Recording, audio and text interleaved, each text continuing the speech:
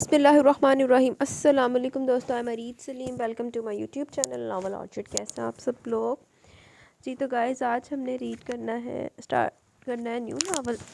तो उससे पहले अगर आपने मेरे चैनल नावल ऑर्चिड को सब्सक्राइब नहीं किया तो सब्सक्राइब कर लें, साथ में बेल आइकन भी प्रेस कर लें ताकि हर आने वाली वीडियो आपको मिलती रहे। वीडियो को लाइक शेयर कमेंट करना मत भूलें। अच्छा, तो मेरी एक लिसनर की फरमाइश आई थी कि आप एपिसोडिक नावल ना रीड किया करें लॉन्ग लॉन्ग रमज़ान में शॉर्ट नावल रीड करें।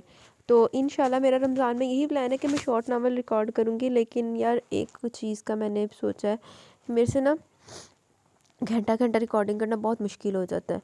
मतलब रिकॉर्डिंग के बाद फिर मेरी इतनी बुरी हालत होती है। एक तो पहले गला खुश्क हुआ होता है सारे दिन का, पानी भी साथ बेशक पीते रहो तो एंड पे इतना गले में दर्द होता है ना कि बोला नहीं जाता। कितनी कितनी देर फिर मेरी वही कंडीशन रहती है। तो मैंने ये डिसाइड किया कि बजाय, क्योंकि देखें कुछ नावल मोस्टली जो शॉर्ट नावल होते हैं वो 1.5 घंटे पे जाते हैं, तो इतनी मेरे में भी रमज़ान में रोज़े के बाद इतनी कैपेसिटी नहीं होती। तो मैंने ये सोचा कि करेंगे हम शॉर्ट नावल्स ही रीड, लेकिन 40 से 45 मिनट की एपिसोड हुआ करेंगे, घंटे की नहीं करनी। थोड़ा सा टाइम ड्यूरेशन कम कर देते हैं, ठीक है। बाकी इंशाल्लाह अल्लाह पाक खैर खैरियत रखे। जैसे ही रमज़ान के बाद ईद आएगी, ईद से हम अपनी वैसे रूटीन पे रिकॉर्डिंग कर लिया करें। बाकी कि अगर तबीयत ने साथ दिए, जब जब बीच में ऐसा भी हो सकता है कि पूरे घंटे की भी हम कर लें। मतलब जो नावल इतना होता होगा कि वो 1 घंटे में फ़िनिश हो जाएगा तो मैं उसको 1 घंटे में ही कंप्लीट कर दिया करूँगी। लेकिन कुछ नावल होते हैं ना जो 1.5 घंटे पे जाएंगे, 2-2 घंटे पे जाएंगे, तो उनको फिर हम 2 से 3 पार्ट में जिस तरह से भी करना ना वैसे हम किया करेंगे, ठीक है। ये मैंने डिसाइड किया। बाकी आज का जो नावल है ये है वनी बेस्ड, खून बहा बेस्ड, एज डिफरेंस बेस्ड। तो इसको हम आज स्टार्ट करते हैं। आई डोंट नो कि 2 में जाता है 3 पार्ट में जाता है, ठीक है। तो स्टे ट्यून्ड, चलने पहले स्टार्ट करते हैं। तो मैंने थोड़ी सी आपकी लोगों की भी मानी, अब थोड़ी सी मैं अपनी भी, क्योंकि यार लिटरली बहुत बाद में प्रॉब्लम होती है। मेरा गला इतना को दुखता है ना, और उस वजह से वो रेशा भी पड़ जाता है। फिर मैं कभी अफ्तारी के बाद उल्टी करती फिरती हूँ, कभी सहरी के बाद। आज पहला रोज़ा मेरा ऐसा गुजरा जिसमें मुझे वॉमिट नहीं आई। नहीं तो पहले रोज़े में मैंने सहरी खाते वॉमिट कर दी थी। वो इतना स्टमक भी डिस्टर्ब हुआ हुआ, तबीयत अपसेट हुई हुई है। और कल मैंने अफ्तारी के बाद ही वॉमिट कर दी। तो वो बस इस तरह से ऐसे थोड़ा सा सिस्टम सेट होता है बॉडी का, तबीयत बेहतर होती है। तो इंशाल्लाह मैं ना दोबारा से आने की कोशिश करूँगी अपनी रूटीन पे। लेकिन अभी थोड़ा सा ना कम टाइम की हम लोग रिकॉर्डिंग स्टार्ट करते हैं। चलें बातों में टाइम नहीं वेस्ट करते, नावल स्टार्ट करते हैं। दरवाज़ा खोलते ही इसका गुस्सा नुक्ता अरूज पर पहुंच गया जब इसे जमशेद अंकल के मुस्कुराते चेहरे के पीछे से इसका चेहरा नजर आया। वो पाँव पटकती अंदर आई थी। आ गया मनहूस, इसने दादी को इतला दी, और दादी ने इसे इन नज़रों से देखा कि वो ताब न लाकर तीर की तरह अंदर कमरे में चलेगी, वरना दादी से कुछ पई नहीं था कि आने वालों के सामने इसके बखिए उधेड़ना शुरू कर देती। खिड़की के पास बैठकर नवारिद को फोकस करते हुए इसे जेर लब गालियों से नवाज रही थी, जबकि वो बैठा था। इसने सर उठाकर इर्द गिर्द का जायजा लेने की सर छुपाए बैठा था। इसने सर उठाकर इर्द गिर्द का जायजा लेने की भी कोशिश नहीं की। दादी अपने एक्सरे मशीन जैसी तेज़ नज़रों से इसका जायजा लेने में मसरूफ़ थी। कमरे में सिर्फ जमशेद अंकल की आवाज़ गूंज रही थी, वो जो नौजवान की जुमला खूबियों से दादी को ऐसे आगाह करे थे जैसे दादी से ख़रीदने में दिलचस्पी रखती हूँ। दादी एक उम्र का तजर्बा रखती थी। कुछ देर में इन अंदाज़ हो गया कि नौवालिद वाकई शरीफ व महसब है और आला हसब नसब रखता है, कोई अदाकारी नहीं करा। मुतमिन होकर इन्होंने अंदर की तरफ मुँह करके शानी को 2 कप चाय लाने को कहा। जहर ना पिला दो इस कमबख्त को, वो किलस कर आएगी।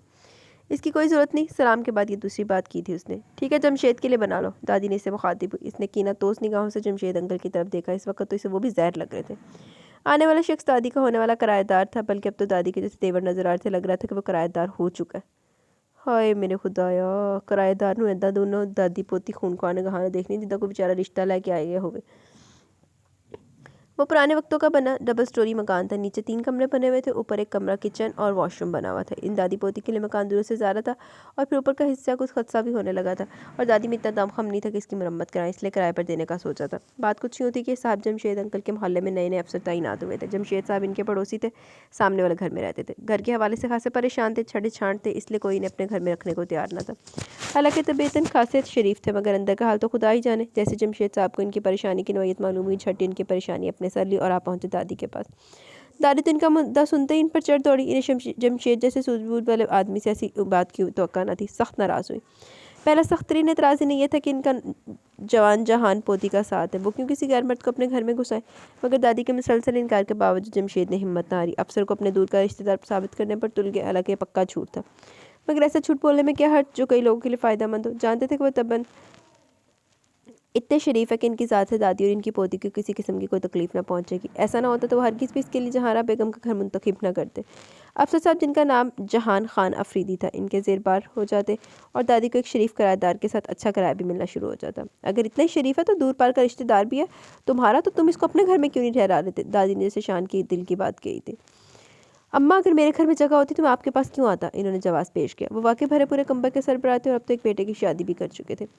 दादी जमशेद पर भरोसा करने के बावजूद इनकी बात मानने को तैयार न थी, जबकि वो हर तरह की गारंटी दे रहे थे। मगर इन्होंने भी हिम्मत न हारी, मसलसल आते रहे और अपनी बात मनवाने की कोशिश करते रहे। फिर दादी नीम रजामंद होगी, शर्त ये रखी कि खुद किराएदार को जांचूंगी फिर फैसला करूंगी। नतीजतन किराएदार घर में मौजूद था।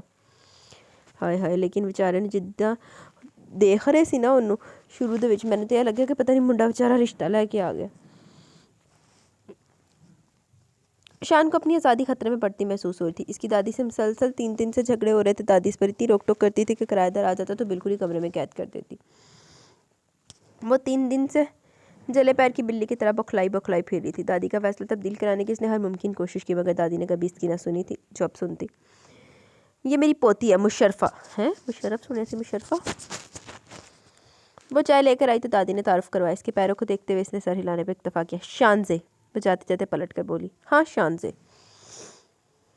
दादी ने गोया कान पर से मक्खी उड़ाई। दादी पोती दोनों खूनख्वार है, इसने सर झुकाकर मुस्कुराहट जबत की। दादी घंटा भर से इसकी जन्म कुंडली तक खंगाल चुकी थी। किराया तय हो चुका था। दादी इसके मामूलात के बारे में पूछने लगी। वो इनकी तरफ मतवज्जा हो गया। अब मुंडा भी पूरा सूरा है, एड्डा भी शरीफ नहीं है जिड्डा नीवी पा के बैठा होया। 2 दिन ज़रूरी मरम्मत वगैरह के बाद वो आज शिफ्ट हो रहा था। दादी ने एक छोटी अलमारी पलंग ऊपर भिजवा दिया। शानी ने इस पर भी बहस की। लो, अब वो बेचारा के फर्श पर बिस्तर डालेगा। हाँ, यूँ भी तो बेकार पड़े हैं। दादी ने इसे घूरा था। एक एक करके चीज़ों पर मुंतकिल करने की क्या ज़रूरत है, इस बेचारे को यहीं शिफ्ट कर लीजिए ना, वो तनक कर बोली। दादी पर असर न हुआ। दादी आमतौर पर इसे कहीं जाने नहीं देती थी, मगर आज बड़ी फ्राख्तरी से पड़ोस में भेज दिया। वो ठंडी आहें भरती सफूरा नानी के घर चली गई। सफूरा नानी रिफ़ो इसकी बचपन की सहेली की नानी थी। रिफ़ो दूसरे शहर में रहती थी, कम कम ही आती। आज फुल नानी की नासाज तबीयत के सबब माँ के साथ आई हुई थी। माँ तो 2 दिन में वापस चली गई थी, रिफ़ो को यहीं छोड़ गई थी। मुमानी पर नज़र रखने के लिए वो नानी का ढंग से ख्याल भी रख रही है या नहीं। अब रिफ़ो लम्हा ब लम्हा की खबर माँ को पहुँचाती थी। वो रिफ़ो के साथ सहन में चारपाई डाले बैठी थी जब अचानक रिफ़ो की नज़र ऊपर उठी। वो दीवार के पास खड़ा था, मज़दूरों से सामान तरतीब से रखवा रहा था। 4 फुट की दीवार के पार से इसका साइड पोस्ट नज़र आता। हाय अल्लाह शानी, ये तेरे घर में कौन है। रिफ़ो सब जानती थी, मगर दूसरे से गुलवाई बिना से चैन नहीं आता था। दादी ने ऊपर का हिस्सा किराए पर दे दिया। इसने मरे मरे लहजे में इतला दी। हाय शानी, ये कितना खूबसूरत है। रिफ़ो मुतासिर होगी। दफ़ा दूर, इसने किलस कर रिफ़ो को धमुका जड़ा। कोई नहीं, ऐसे सुर्ख सफ़ेद नाजुक नजर आने वाले मर्द तो कहीं से नहीं लगते, कुछ और ही लगते हैं। वो तो जली हुई बैठी थी। रिफ़ो के तबसरे और तारीफ़ें जलती पर तेल का काम कर गए हैं। इसकी बात समझ कर रिफ़ो ने इसे कुछ हैरत और सदमे से देखा, फिर हंस पड़ी। तू बिल्कुल पागल है शानी, ऐसे हीरो टाइप बंदे को देखकर तूने सोचा भी तो क्या। हाँ, वैसे तुझे कहाँ वो हीरो वीरो की समझ आएगी। तू तो नावल तक तो तू पढ़ती नहीं, और तेरे 50 साल पुराने टीवी में भी कुछ नहीं आता, वो तन से बोली। शानी टुकर टुकर इसे देख रही थी। इसे अपनी अजीज़ सहेली एकदम बुरी लगने लगी। हाय अम्मा ने मेरी मंगनी करने में कुछ ज़्यादा जल्दी कर दी। इसकी आँखें ख़त्म नहीं हो रही थी। वो अपने तायजाब से ज़ात से मंसूब थी और कल तक अपना मंगेतर इसे दुनिया का सबसे प्यारा शख्स लगा करता था। शानी इसके पास से उठकर सफूरा नानी के पास चली गई। दादी सहर खेज थी। सुबह उठने के साथ इनका महबूब मुश्किल शानी को उठाना था, और इस सब तब तक अंजाम देती रहती जब तक वो बिस्तर न छोड़ देती। ओए होए, दादी ने शानी तो सही नाजल हुई। फिर इसे नमाज़ पढ़ाकर ही वो नाश्ते की तरफ मतवज्जा होती। इसे कॉलेज छोड़ने जाती। वो फर्स्ट ईयर की तालपा थी। वापसी पर एक मसरूफ़ तरीन दिन इनका मुंतज़िर होता। मोहल्ले की बच्चियाँ सपारा पढ़ने आ जाती। ज़रा दिन चढ़ता तो लड़कियाँ भी सिलाई कढ़ाई और दीगर मुरे खाने से तारी सीखने आना शुरू कर देती। इस काम का वो कोई मुआवजा न लेती थी। जिसका जो दिल चाहता अपनी मर्जी से इनके लिए ले आता। यूँ इनका घर अनवाओ इकसाम की सौगातों से हमेशा भरा रहता था। वो कभी मना भी नहीं करती थी कि ये सब इनकी ज़रूरत था। दूसरे शहर में रहने वाले इनके बेटे 5-6 महीनों बाद इन्हें चंद हज़ार भेजने के बाद अपनी जिम्मेदारी से सुबकदोश हो जाया करते थे। मोहल्ले के लोगों के लिए वो बेहद काबिल एहतराम थी। वो इनकी बेहद इज्जत करते थे। मोहल्ले की तकरीबन हर उम्र की औरत इनके पास अपने मसले मसाइल लिए चली आती। अपनी बेटियों की तरबियत के लिए इनकी आगोश में देकर मुतमिन हो जाती। शाम को मोहल्ले के सारे बच्चे शानी के पास ट्यूशन पढ़ने आ जाते, जो मामूली फ़ीस पर इन बच्चों को पढ़ाने की वसूल करती थी। इससे इसके अपने खर्चात पूरे हो जाते। छोटा सा शहर था, लोगों की ख्वाहिशात महदूद थी, दुख सुख साझे थे, यूँ तो इनके घर सुबह से रौनक लगी रहती। मगर आज तो लगता था सारा मोहल्ला इनके घरों में भरा है। वजह वही थी कि किराएदार सबके चेहरे पर हैरत दर्ज थी। इन्होंने दबे लफ्ज़ों में इस्तफसार किया तो दादी मुस्कुरा दी। जमशेद पर ज़िद था कि मैं इसको किराएदार रखूँ। मैं तो राज़ी न थी, मगर जमशेद ने गारंटी ली। अब जमशेद जिस शख्स की गारंटी ले वो कोई बुरा आदमी तो नहीं हो सकता। तुम्हें जमशेद की समझ पर शक हो, मगर मेरी फहम पर तो ना होगा। नेक शरीफ माँ बाप की औलाद है, यही गुण इसमें भी है। 2 दिन तो लड़के को आए हुए हो गए, इतना तो तुम लोगों ने भी देख लिया होगा। फिर भी कोई अकेली तो हो नहीं, तुम लोग हो मेरे साथ। और फिर अकेले लड़के से हमें या तुम्हें क्या डर हो सकता है? मुआ सुबह का क्या शाम ढलेगा आया करेगा, सिर्फ सोने। शानी की हिफाजत की घर से ग्रिल लगवा दी है हमने, ऊपर का रास्ता भी अलहदा हो गया। इन्होंने बात खत्म करके सबको देखा। इन सब के होते हुए भी शानी की हिफाजत कितनी अच्छी तरीके से कर सकती हैं, ये तो वो सब जानते थे। कुछ ज़्यादा पुराना किस्सा तो नहीं था, याद आती औरतों के चेहरे पर मुस्कुराहट बिखर गई। शानी को भी वो पूरी शाम पूरी जोसियात समेत याद आ गई। इसके होंठों पर भी मुस्कुराहट बिखर गई। इसने मोहब्बत और कुछ फ़ख्र से दादी को देखा और उनके गले में बाहें डाल दी। हुआ कुछ यूँ था कि एक शाम शानी हंस पे मामूल ठंडी हवा से लुत्फ़अंदोज़ होती छत पर टहल रही थी। दादी नीचे से आवाज़ें लगा रही थी और हमेशा की तरह कान न धरते हुए आवाज़ लगाती, बस अभी आई। कुछ देर के लिए खामोशी छा जाती और फिर से इसे आवाज़ देने लगती।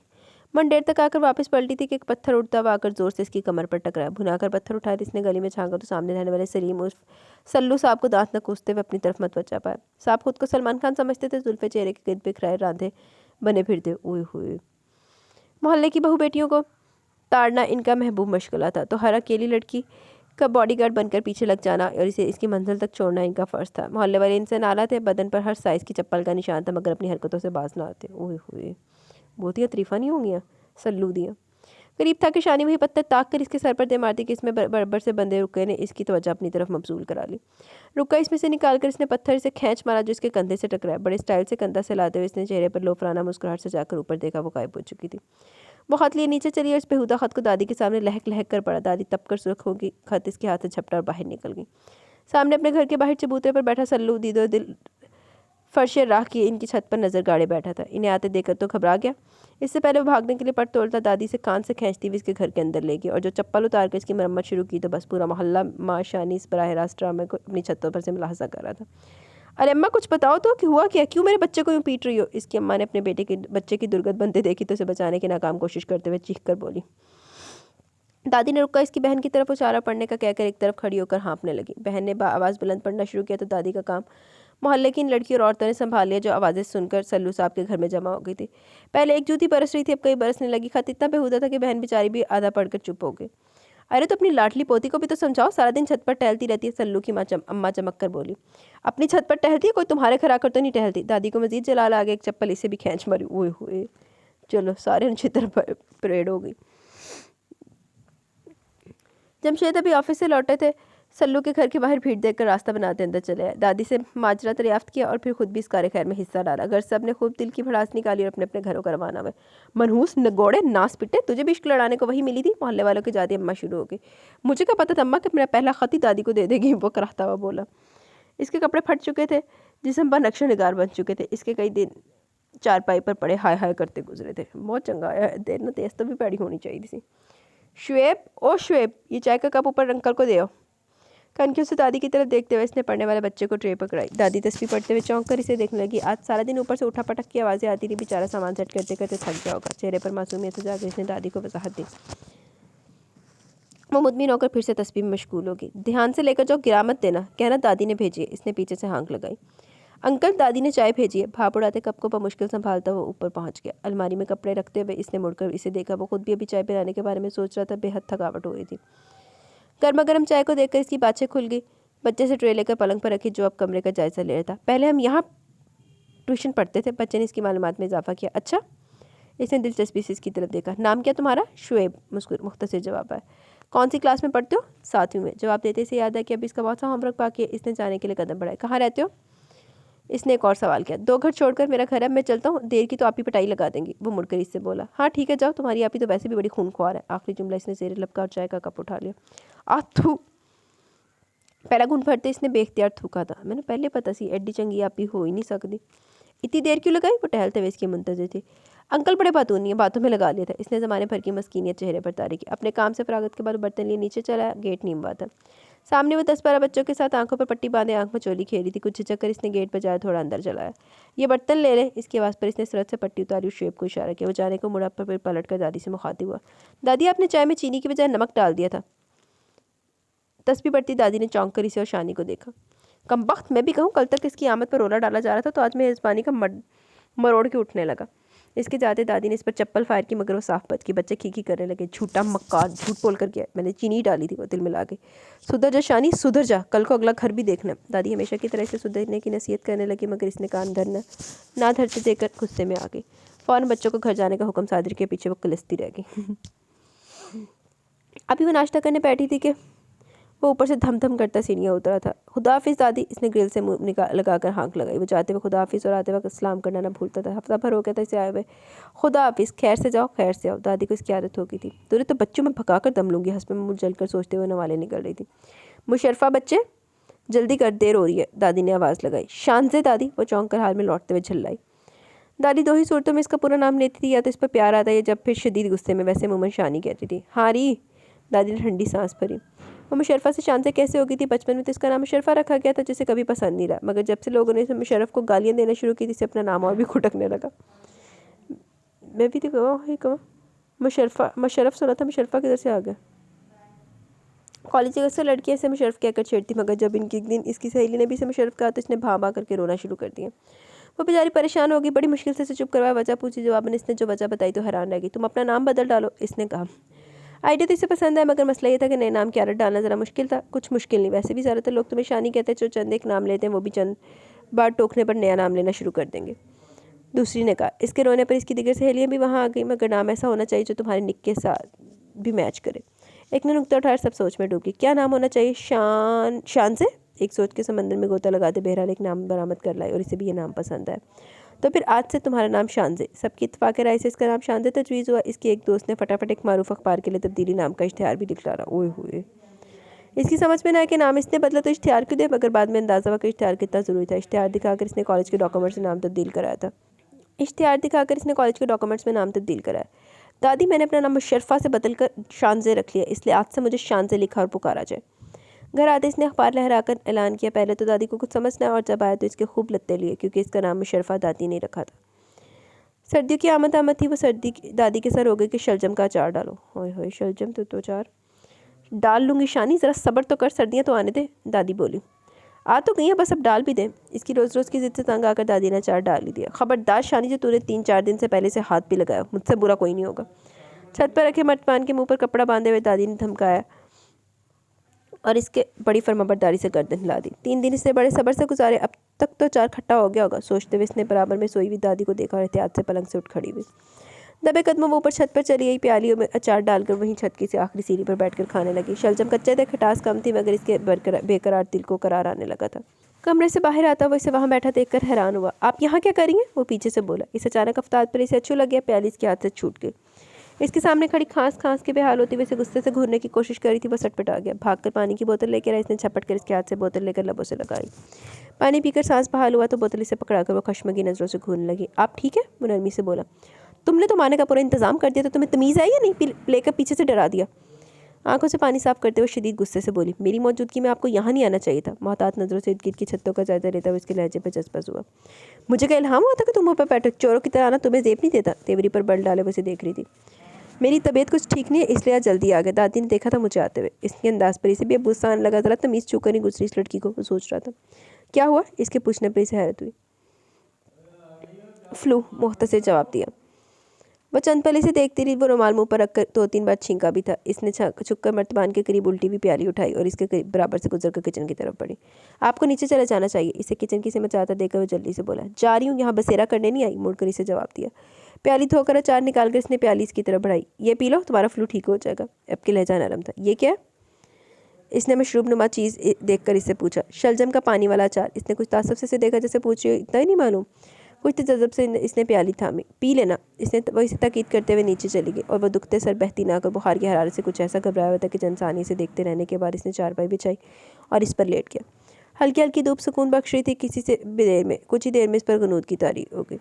कोई चीज़ ज़ोर से इसके सीने पर लगी तो वह हड़बड़ाकर उठ बैठा। चारपाई के पास गेंद पड़ी थी, नीचे से शोर की आवाज़ें आ रही थी। वो भुना गया। गेंद था कि उठाकर नीचे झांका। नीचे वो बेड था, मैं ऊपर देख रही थी। आज दादी घर पर नहीं थी, सो इस और बच्चों को पूरी आज़ादी थी मोहल्ला सर पर उठाने की। बॉल दो, नीचे से हुक्म सादर किया गया। इसने एक नज़र इसे, फिर हाथ में पकड़ी बॉल को देखा और बॉल इसे खींच मारी। फुर्तीली तो वो थी, फ़ौरन निशाने से हट गई। गुस्से से ऊपर देखा और मुँह में कुछ बड़बड़ाई। वो अंदर जाकर पलंग पर गिर गया। खुदा समझे इस लड़की को, तो वो सख्त चिल्लाया हुआ था। गला अंदर से छिला हुआ महसूस हो रहा था, दर्द भी शदीद था, तबीयत मजीद ख़राब हो गई। मैंने भी बेवकूफ़ों की तरह चार कटाकट चढ़ा लिया। इसे खुद पर भी शदीद गुस्सा आ रहा था। ये लड़की नहीं, आफत की पुड़ी है, वो सोच रहा था। नहीं बंदा पूछे, तू अक्लदान ना, तेनों नहीं पता अचार जब भी तुम खाओगे तो तुम्हारा क्या हशर होएगा। बड़े ताया ताई की अचानक आमद ने इसे हैरान कर दिया। वो तब ईद पर भी पाबंदी से ना आते थे। दादी से इस्तफसार की तो उन्होंने भी लाइल्मी का इजहार किया और इसे पकाने पर लगा दिया, मगर कुछ ही देर में दादी पर उक्ता खुल गया। बड़ी बहू इनसे बड़े प्यार से शानी का हाथ अपने बड़े बेटे असफर के लिए मांग रही थी। दादी बौखला की, मगर खामोशी को जवाब न दिया। अम्मा बताएं ना, फिर आपका क्या जवाब है? बड़ी बहू के लहजे में इसरार था। हथेली पर सरसों जमाने के इरादे से आई हो क्या? बीबी सोच विचार तो करने दो। दादी के लहजे में नागवारी तरह आई। अम्मा इसमें सोचना कैसा, असवर भी तो आपका पोता है। कुछ परेशान होकर इन्होंने जताया। हाँ बिल्कुल, आप अच्छी तरह सोच लें, असवर आपका पोता है। परेशान शानी की आपने परवरिश की है, इनके बेटे ने कहा तो बहू ने खशमगी नज़रों से इन्हें देखा। असफर इनका पोता था, इस हवाले से अजीज़ भी था, मगर बड़ी बहू के मजाज से बखूबी वाकिफ़ थी। इसकी ज़ुबान दो धारी तलवार थी। शादी के दूसरे साल ही उलट झगड़ कर अलग हो गई, फिर दूसरे शहर जा बसी। ज़ुबान के बल पर ही मियाँ को काबू किया हुआ था। औलाद न जाने किस पर पड़ी थी। खुद इनको हैदराबाद के काफ़ी अर्सा हो गया था, वो लोग भी खैरपुर कम ही आते। कोई बात थी जो इन्हें बेहद खटक रही थी। सोचते सोचते बहुत देर में इनकी आंख लगी, मगर जल्दी खुल गई। बड़ी बहू जाने से पहले शानी को अंगूठी पहना के जाना चाहती थी और फिर सोचने लगी। इस सब बातों से बेखबर शानी इनसे लिपट कर सो रही थी। तहज्जुद का वक्त था। इन्होंने आहिस्ती से इसकी बाहें अपने गले से निकाली और खड़ी हो गई। अम्मा अगर राजी होगी तो मैं 2-3 महीने में शानी को ब्याह कर ले जाऊंगी। वो वजू करके आ रही थी जब साथ वाले कमरे से मध्यम सी आवाज़ सुनाई दी। लो, ये तो बिल्कुल ही उतावली हो रही है। इन्होंने सोचते हुए कदम बढ़ाए, मगर फिर ठिठक कर रुक गई। क्या ख्याल है, ये मकान बेचकर इतनी रकम हासिल हो जाएगी जितनी असफर को अपने बिजनेस के लिए दरकार है? वो पूछ रही थी। इतनी रात को मकान की कीमत के अंदाजे लगाने छोड़ दो, खुद भी सो जाओ और मुझे भी सोने दो। तुम दोनों माँ बेटे का लालच तुम्हें किसी दिन बहुत जलीलो ख्वार कराएगा।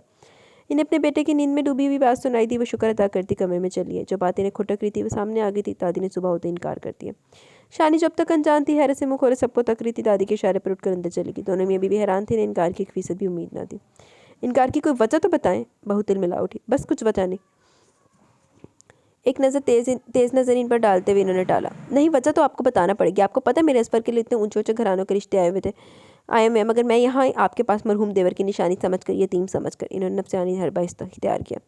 दादी ने अगर इनकी कल की रात की बात ने सुन ली होती तो यकीनन इनका एहसान मानते हुए इन्हें हाँ कर देती। खुदा का वास्ता बीबी, हमें माफ़ रखो। जिन ऊंचे घरानों से तुम्हारे बच्चे के रिश्ते आए, तुम वहाँ रिश्ता कर दो, हमें माफ़ रखो। दादी ने जलकर हाथ जोड़े। मगर अम्मा, बेटे ने कुछ कहना चाहा। तुम तो रहने दो मियाँ, तुम्हारी बीवी की ज़ुबान के आगे तुम्हारी एक नहीं चलती। हम नहीं चाहते कि हमारी बच्ची का भी ये हाल हो। दादी ने बात काट दी। वो खामोश हो गए। अब उठ जाए, कब तक यहाँ बैठकर बीवी की बेइज्जती कराते रहेंगे? वो चिल्लाई। वो बखला कर खड़े हो गए। दादी किचन में चली गई तो शानी बाहर निकल आई। ताया बैग लिए कमरे में गए तो वो ताई से मुखातिब हुई। अच्छा हुआ ताई, दादी ने मना कर दिया। मुझे भी इतना मोटा चश्मा लगाने वाले लंबे बांस जैसे असवर भाई बिल्कुल भी पसंद नहीं। इन्हें आग लग गई। अरे एहसान मानो तुम दादी पोती मेरा कि मैं यहाँ आई, जैसे तुम दादी पोती के नखरे कोई इस घर की तहलीस नहीं चढ़ेगा। वो चीखती चिल्लाती चली गई।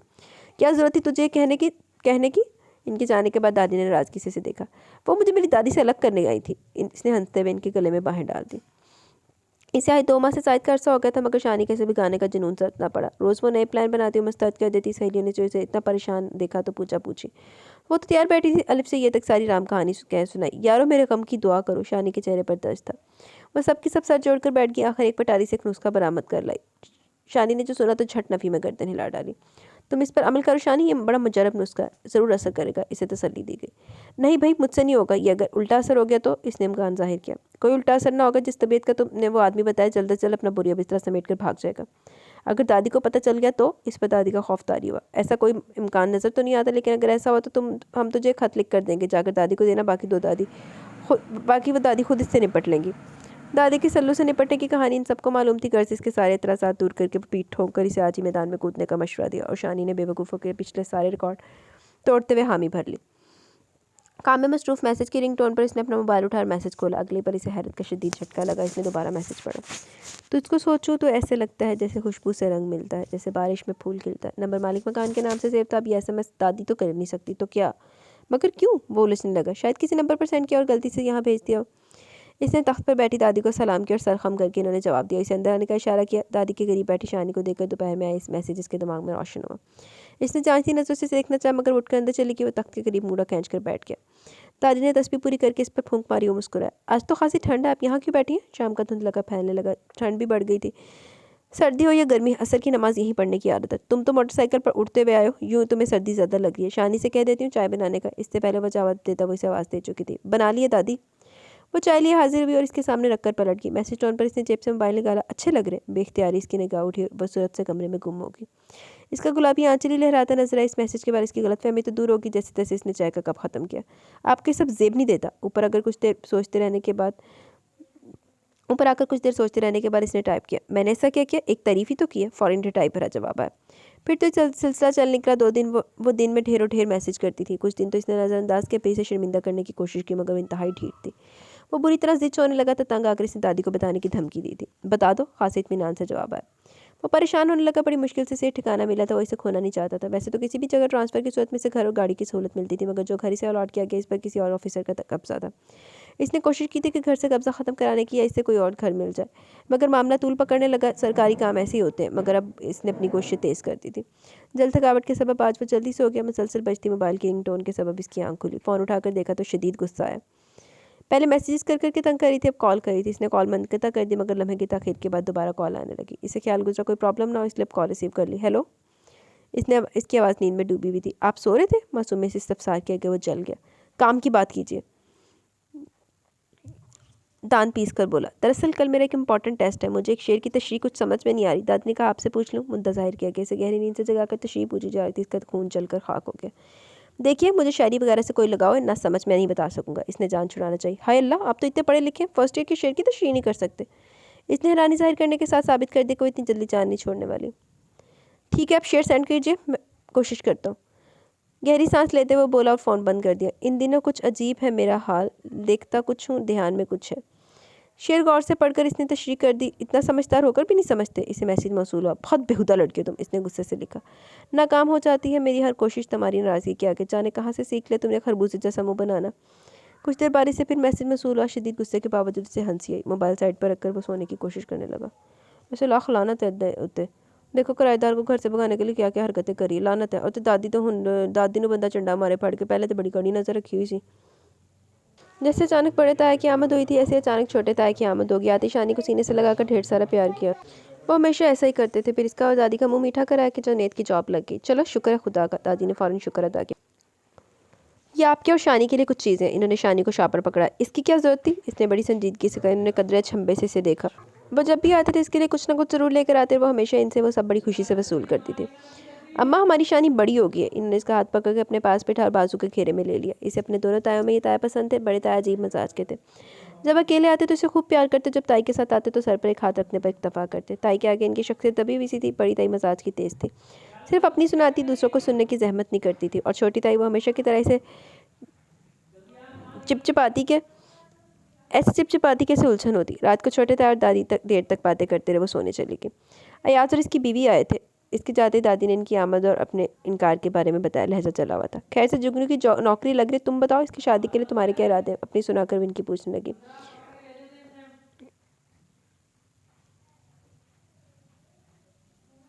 अब्बू, मुझे सारा पसंद है। सर झुकाकर इसने चंद सेकंडों में अपनी ज़िंदगी का फ़लसफ़ा बयान कर दिया। देखा, मैंने कहा था ना। बेगम ने फातिहाना नज़रों से इन्हें देखा। ठीक है, जो तुम्हारी खुशी। इसका फैसला सुनकर वो बुझ गए थे, मगर बच्चों पर ज़ोर ज़बरदस्ती के कायल न थे, सो खामोश हो गए।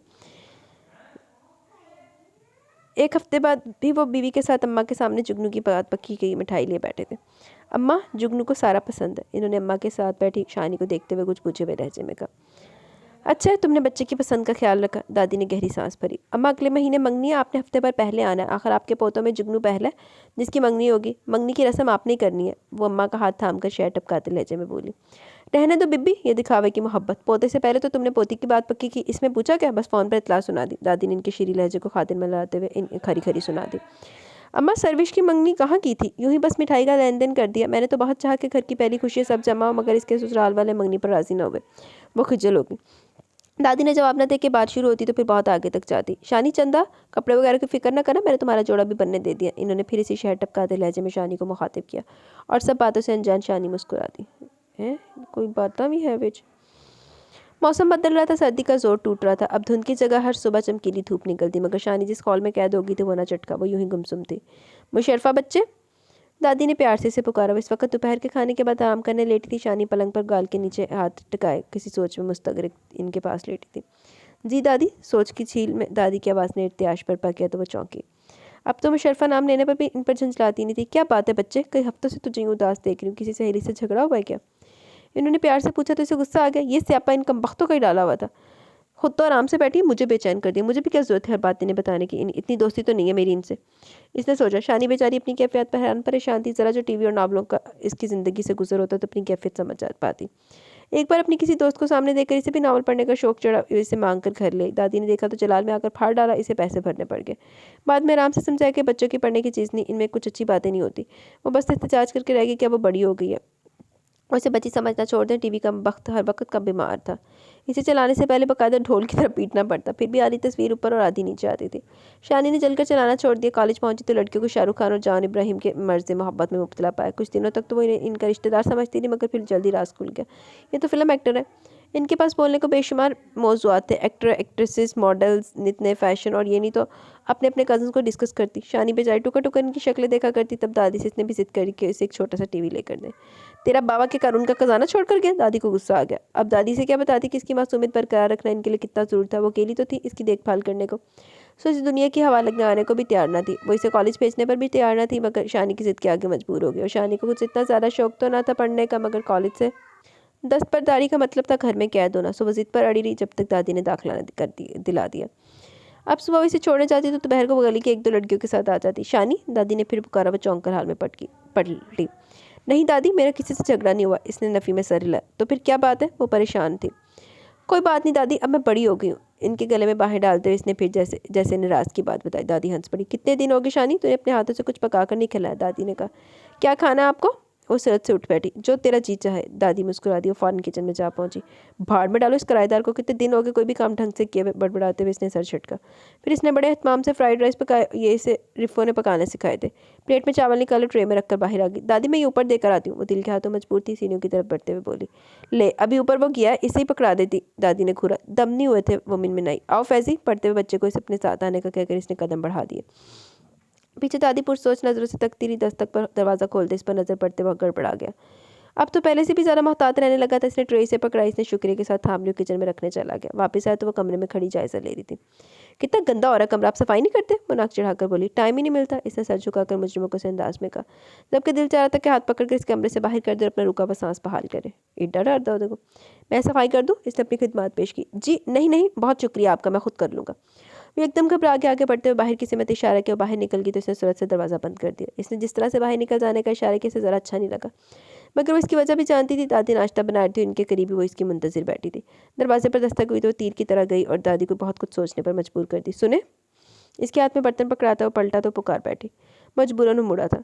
सवालिया नज़रों से देखा। मुझे आपसे कुछ बात करनी है। इसकी पेशानी पर बल नमूदार हुए। अब इसने कुछ फजूल बात की तो मैं तबीयत साफ़ कर दूंगा, इसने सोचा। वो दरअसल मुझे आपसे माफ़ी मांगना थी। कुछ झिझकते हुए वो गोया हुई।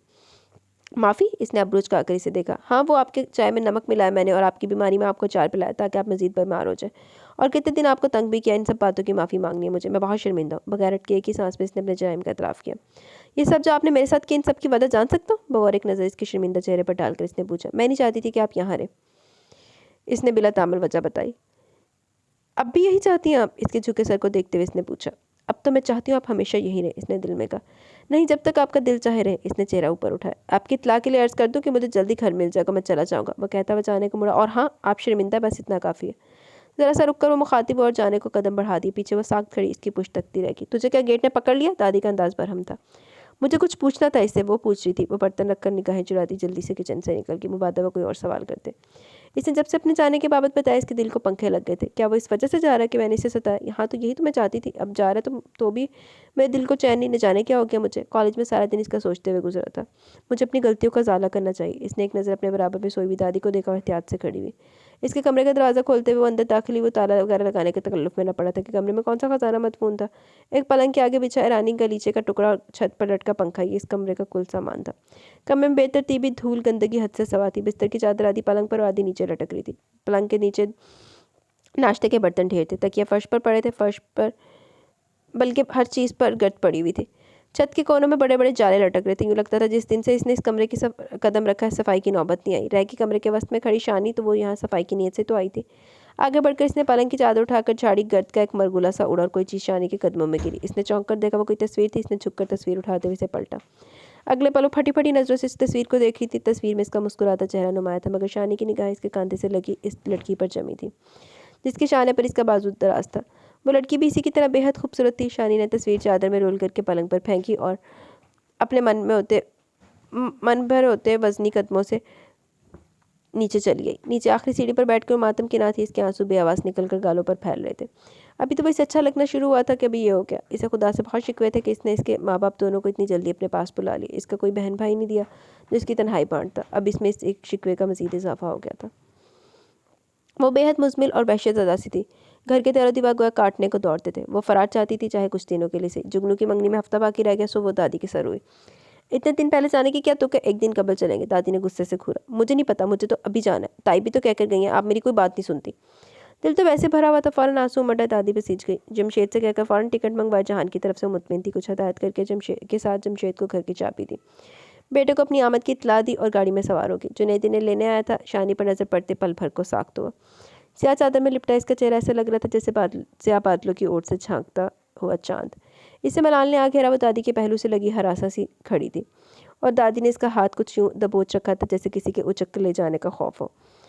घर में इस्तकबाल तो पुरजोश तरीके से हुआ, मगर जल्दी जोश दम तोड़ गए। इन्हें अलग कमरा दिया कि घर के मकीन अपनी अपनी मसरूफियत में गुम हो गए। किसी के पास इनके लिए वक्त ना था। सिर्फ छोटे ताया जो ऑफिस से आने के बाद कुछ देर दादी के पास बैठ जाया करते थे। जुगनू था, जब से इसने शानी को देखा 1000 बार खुद को कोस चुका था। अच्छा खासा हंसमुख लड़का होता था, बेजार सा घूमता। सर्विस थी जो कभी अपने नाखून सुचाती, कभी अपने मेदे जैसी सफ़ेद रंगत को मजीद सफ़ेद करने के जतन करती। इसका कद कुछ कम था, थी भी कुछ गोल गोल सी। शानी से खरगोश कहा करती थी। रह की ताई तो वो सारा दिन बैठकर काम कर रोना रोती। हाय अम्मा, कितना दिल चाहता आपके पास बैठकर बातें करने को, मगर ये काम चाह नहीं छोड़ते। शानी ने एक दिन इतना रोना सुना, फिर कई छोटे मोटे काम अपने जिम्मे ले लिए। इन्होंने रस्मन भी मना न किया, बल्कि मजीद कामों का बोझ इस पर ला दिया। दादी से देखकर कुटती और वो इनसे नजर आंखें चुराए फिरती कि आने की जिद भी तो इसी की थी।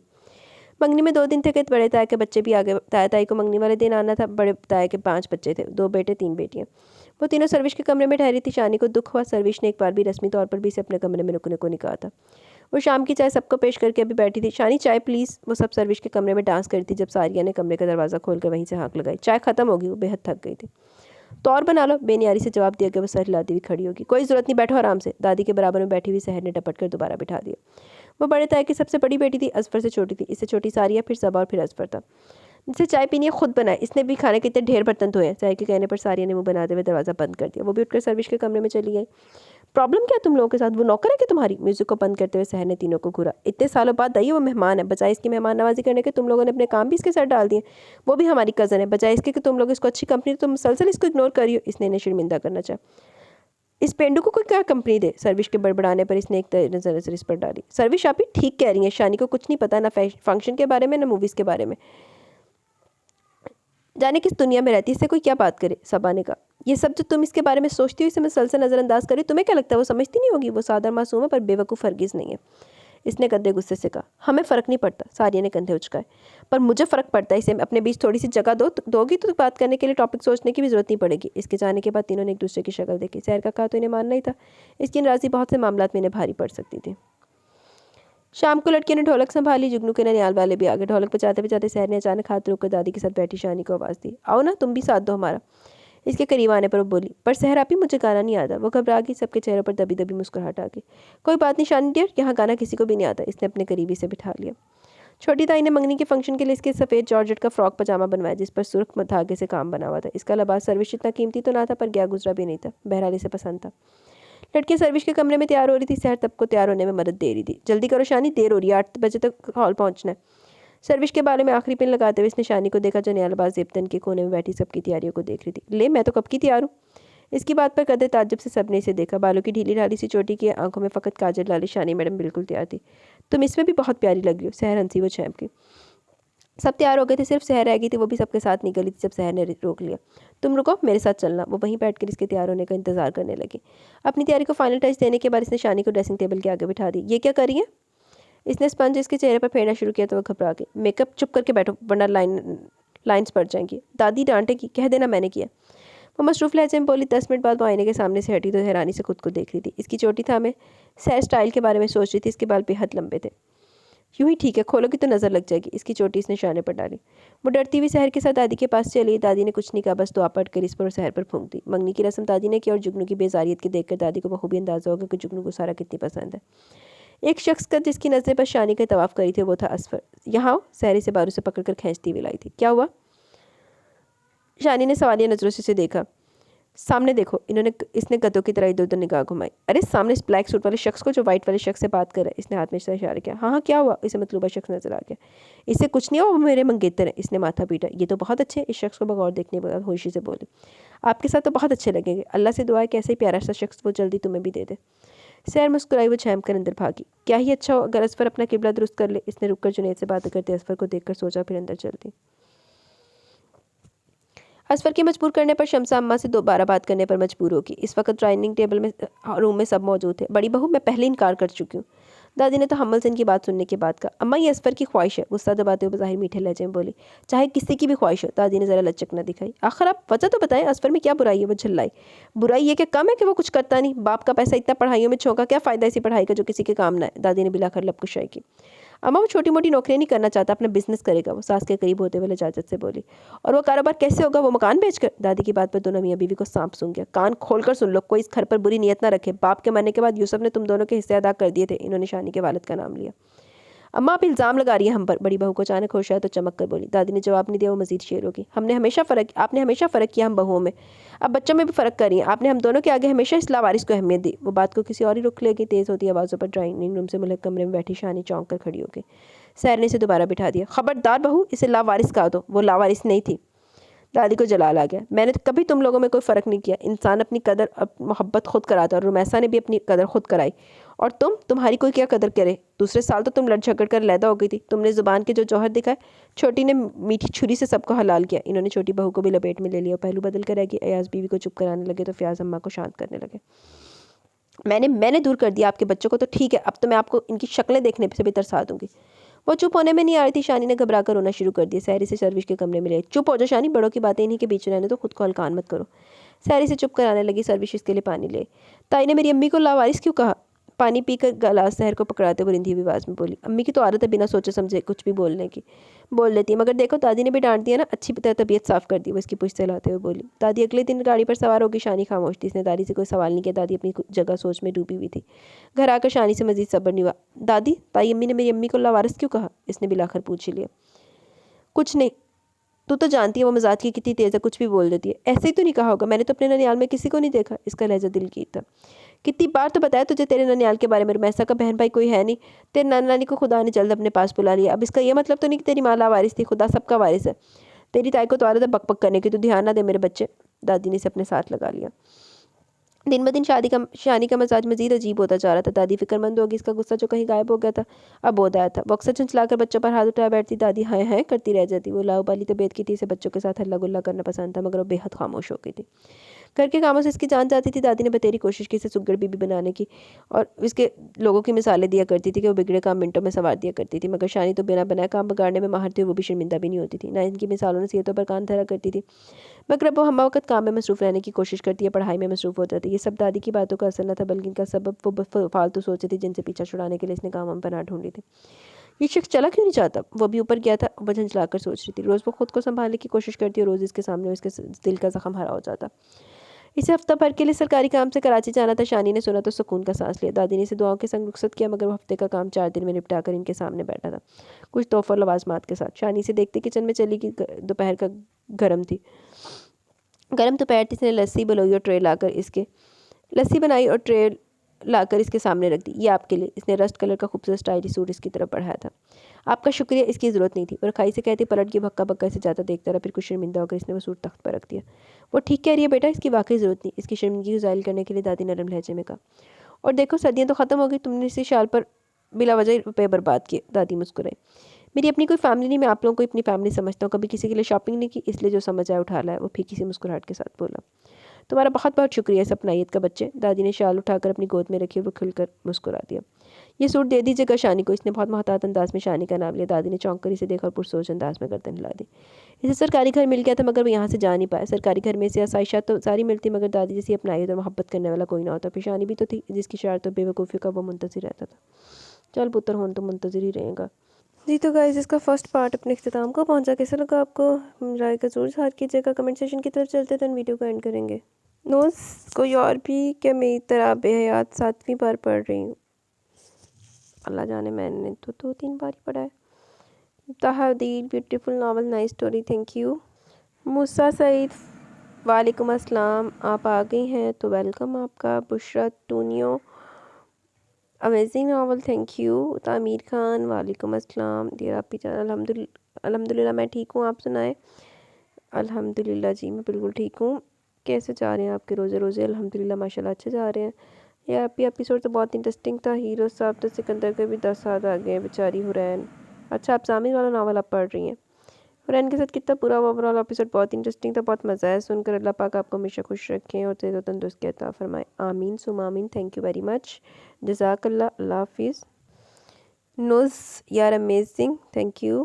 खतीजा नजीब हैदर ने दिल भेजे हैं। रेयान वालेकुम अस्सलाम, नाइस नावल, हैप्पी एंडिंग। आपसे एक रिक्वेस्ट करनी कि आप रमज़ान होने तक एपिसोड नावल रीड ना करें तो अच्छा रहेगा क्योंकि नॉर्मल दिनों में एपिसोड के बाद दूसरे का इंतज़ार रहता है, मगर अब रमज़ान रोज़ा और कुरान की तिलावत करने में ही टाइम कम पड़ता है तो इसमें एपिसोड नावल को पढ़ने के लिए टाइम नहीं हो। सो प्लीज़ मेरी रिक्वेस्ट है, दुआ में याद रखिए जी ज़रूर। लेकिन मैंने आपको रीज़न बता दी है कि अब हम शॉर्ट नावल ही करेंगे लेकिन जस्ट वो एक आधे पार्ट में होंगे क्योंकि अगर तो वो घंटे में कंप्लीट होता हुआ तो घंटे की रिकॉर्डिंग, नहीं तो 40 या 45 मिनट की एपिसोड आया करेगी, ठीक है।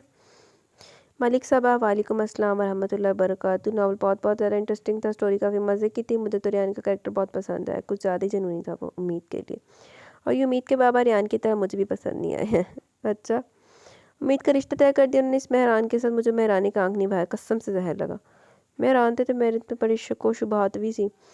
हीरो हीरोइन के दरमियान कबाब में हड्डी बना हुआ, और फिर रियान की कंडीशन जब इसे पता चला उम्मीद के रिश्ते का है, बेचारा इसे यकीन नहीं हो रहा था, लेकिन उम्मीद मैडम ने इसके साथ बिल्कुल भी अच्छा नहीं किया। धोखा दे गई मुंडे नू। पर अपनी जगह वो भी मजबूर थी बेचारी। रियान का प्लान था पार्लर से उम्मीद को उड़ाने का, बेचारे को ये करना ही नहीं पड़ा, पहले इसकी नैया पार लग गई। इस मेहरान की वजह से अच्छा हुआ कि इसके साथ जो भी वो वापस नहीं आ सका। कैसे उम्मीद को लंच पर ले गया था, तब बेचारी उम्मीद की हालत देखने वाली थी जब इसने रियान को वहाँ देखा। वो सीन मुझे मज़े का लगा। अच्छा आपको वो सीन पसंद आया? रियान की शादी हो ही गई उम्मीद के साथ। स्टोरी काफ़ी अच्छी थी, आपकी वॉइस में सुनकर और भी मज़ा आया। थैंक यू डियर, अल्लाह पाक आपको हमेशा खुश रखे, आमीन सुम आमीन, जज़ाकल्लाह। नुज़ माँ कितनी बार सदके गई है ना, सलार सिकंदर थे बहुत ही दफ़ा गई है। नुज़ नुज़ बीच बीच में पंजाबी टच और मज़ा आता है। थैंक यू डियर जी। तो गाइस यहाँ पे हमारा एपिसोड इख्तिताम को पहुँची, कमेंट सेशन भी इख्तिताम को पहुँचा। कैसे लगा आज का एपिसोड? आपको अपनी राय का ज़रूर इज़हार कीजिएगा। इंशाल्लाह जल्द मिलेंगे इसके लास्ट पार्ट के साथ। तब तक के लिए अपना बहुत सारा ख्याल रखें, दुआ में याद रखें। अल्लाह हाफिज़।